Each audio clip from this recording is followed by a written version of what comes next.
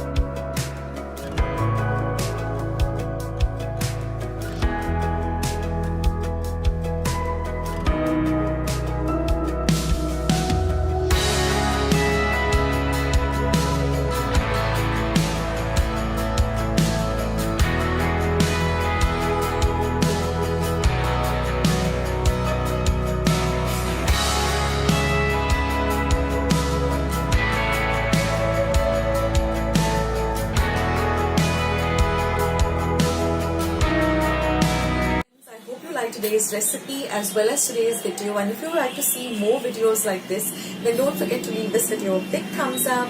Also, by clicking the thumbs up icon, also don't forget to subscribe to my channel and become a part of Akshata's recipes. Once you have subscribed, there is a small little bell icon that will pop up, so just click on that. That way, whenever I put up a new recipe or a new video, you get a message for the same. So on that note, I'll say bye and I'll catch you in my next video sooner than you think. This is Akshata saying bye, take care, stay healthy, stay fit, be kind and loving to one another. So till we meet again, bye.